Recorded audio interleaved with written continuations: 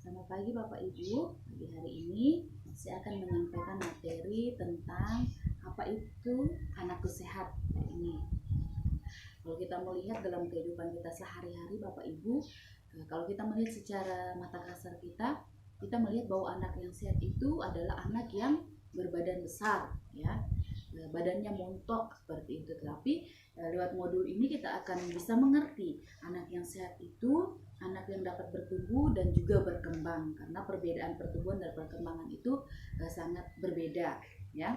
Bapak Ibu, saya akan memaparkan materi yang sudah kami dapatkan di dalam pelatihan apa itu anakku sehat, ya. Tumbuh kembang anak usia dini 0 sampai 6 tahun merupakan salah satu faktor penting penentu produktivitas suatu bangsa, ya.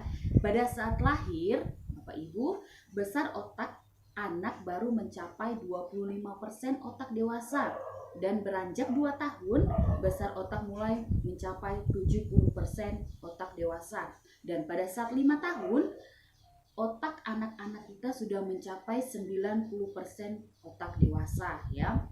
Seperti yang saya sampaikan di awal tadi Bapak Ibu, pertumbuhan dan perkembangan anak yang sehat itu berbeda. Kalau pertumbuhan itu ditandai dengan pertambahan panjang atau tinggi badan dan berat badan sesuai dengan usia, ya. Perkembangan meliputi proses perubahan perilaku, kecerdasan, dan keterampilan sosial dan emosional. Nah, jadi lewat paparan yang saya sampaikan pada pagi hari ini, kita sudah bisa mengerti kalau anak kita tergolong dalam anak yang sehat itu berarti mempunyai pertumbuhan, ya, fisiknya, badannya tinggi dan berkembang melalui perubahan perilaku, kecerdasan, dan keterampilan sosial emosional, ya. Hasil dari riset kesehatan dasar nasional 2018 menunjukkan bahwa prevalensi balita yang memiliki tinggi badan pendek dan atau stunting sebesar 30,8%, ya. Masalah gizi pendek atau stunting mempunyai dampak jangka panjang terhadap kondisi individu dan masyarakat. Anak yang stunting tidak hanya secara fisik tidak hanya memiliki tinggi badan yang pendek menurut usianya, tetapi juga mengganggu perkembangan otak, daya serap, dan prestasi di sekolah, produktivitas dan kreativitas di usia produktifnya. Ya, jadi kalau anak stunting itu dari fisiknya aja sudah kelihatan pertumbuhan badannya itu tidak sesuai dengan umurnya, ya. Stunting dipengaruhi oleh beberapa faktor, yaitu asupan gizi baik anak di dalam masa balita maupun ibu di dalam masa kehamilan, pola asuh dan praktek pemberian makanan yang kurang, penyakit infeksi, kebersihan dan sanitasi, perilaku hidup tidak sehat, serta kemiskinan. Jadi Bapak Ibu perlu kita ketahui bahwa asupan gizi di saat ibu hamil itu sangat penting, karena itu mempengaruhi pertumbuhan dan perkembangan di dalam janin, ya.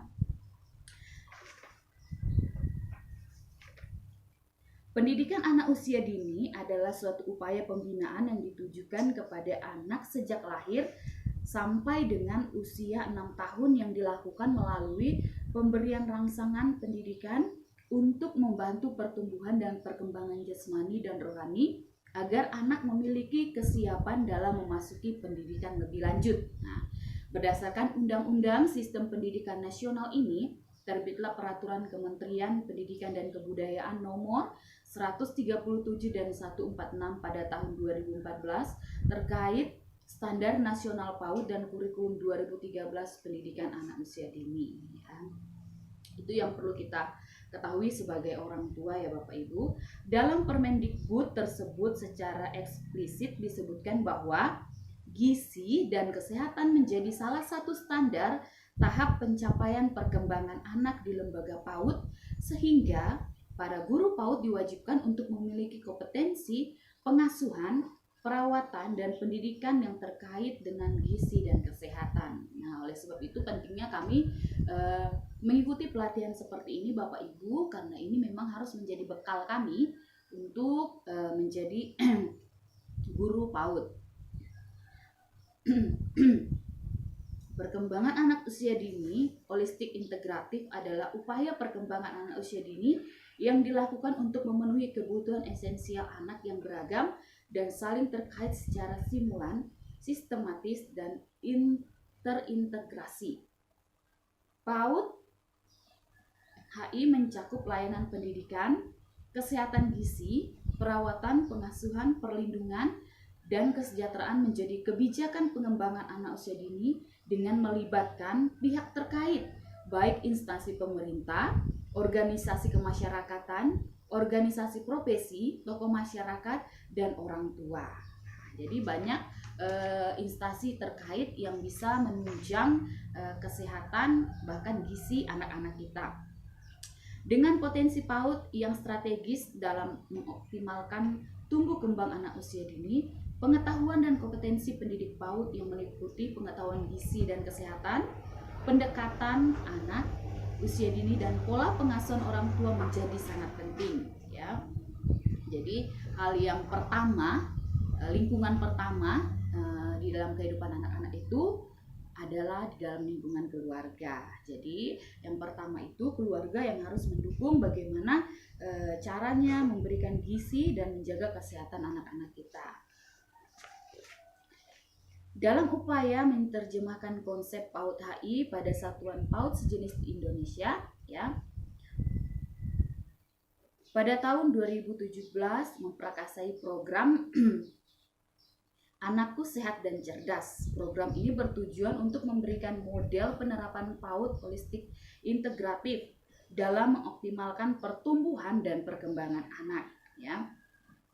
Kerangka konsep Anakku Sehat dan Cerdas menyatukan 5 komponen yang diperlukan untuk pertumbuhan dan perkembangan anak dengan pendekatan terpadu. Komponen-komponen ini disusun dalam bentuk rumah yang mewakili keluarga, sekolah, atau komunitas tempat komponen-komponen itu beroperasi dan saling berintegrasi.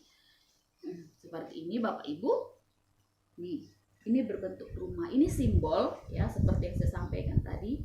Rumah ini mewakili keluarga, sekolah, atau komunitas tempat komponen-komponen ini beroperasi dan saling berinteraksi, ya.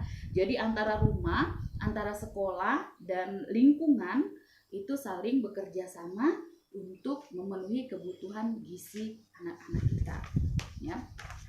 Nah, jadi strategi program Anakku Sehat dan Cerdas